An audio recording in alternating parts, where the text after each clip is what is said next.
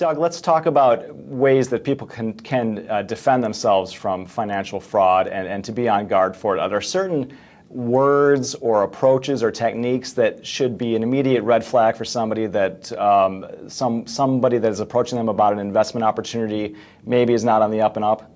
Yes, there absolutely is. The whole premise of our prevention program is if you can see a malicious persuasion attempt coming from a distance, you're much better able to defend against it. And because these scammers change the way they operate all the time, that's precisely why we did the tape analysis I was describing earlier, where we analyzed what are the tactics that are common for all of these scams.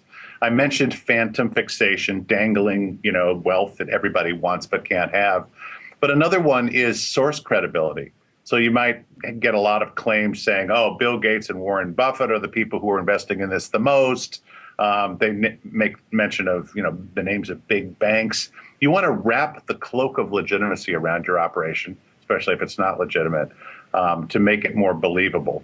Another tactic that we found that's common in these scam operations is something called social proof, where you'll have claims that everybody's doing it. There's a line around the block. Remember the old Charles Ponzi clippings from the Boston Globe back 80 years ago now, where there was a line around the block? Well, that was a Ponzi scheme. That was one of the first Ponzi schemes.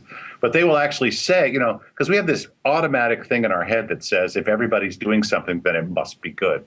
And a lot of these persuasion tactics that we've identified are true in all advertising, right? And so the question becomes, how do you sort out legitimate use of these persuasion tactics from illegitimate use?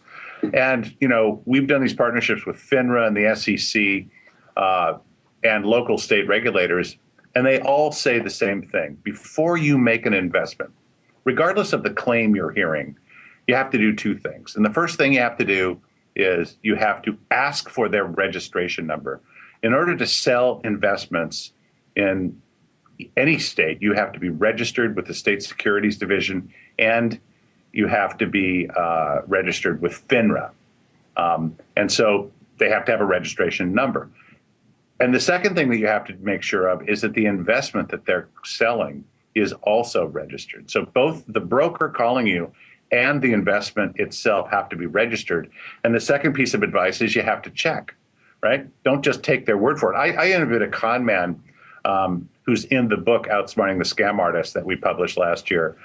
And he said, all the time people would say, are you registered with the SEC? And I would always have the same response, which is, of course I'm registered with the SEC. And the minute you get off this phone, I want you to call the SEC and verify that I'm registered. Here's my full name and everything. And I said to him, well, but you weren't registered because you're a con man. And he goes, 98% of the time, they're not going to check. They just want to hear me say that I'm registered. People don't check. He had this whole litany of how victims are different than non-victims. Victims don't ask a lot of questions. They answer a lot of questions. Victims don't look for why the offer is a scam. They look for why it's legitimate.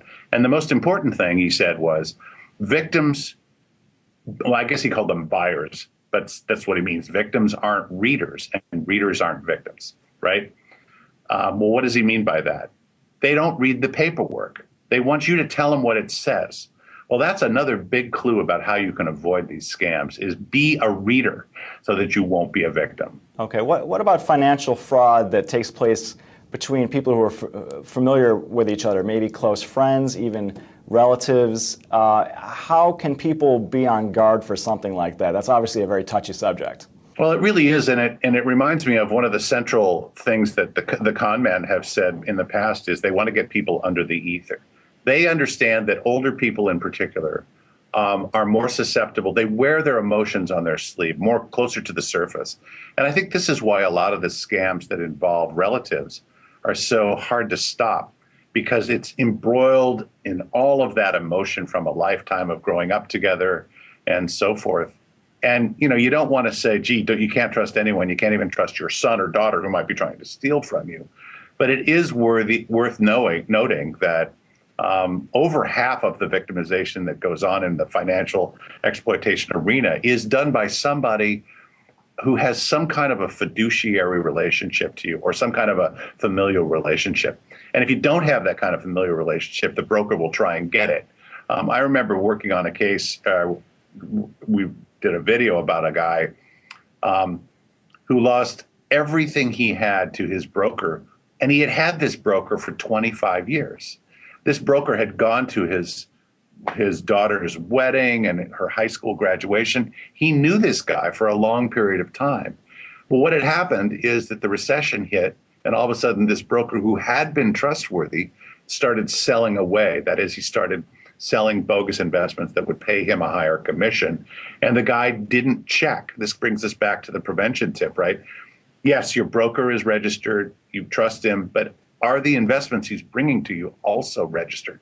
And if he'd just done that one step, he wouldn't have been taken. Mm-hmm. And in the age of Bernie Madoff and other scandals that we've seen, maybe people are maybe a little bit more aware of the bad things that can happen even in a trusting relationship these days. I think that's right. And I mean, in the Bernie Madoff case, there's an awful lot of people who invested in that completely blind based on their familial relationships with others who had invested in it. And all they had to do was really ask one question beyond the registration question, which is, what are you investing in that gives you exactly a 12% return every month? What is it you're investing in? A lot of people couldn't answer that question.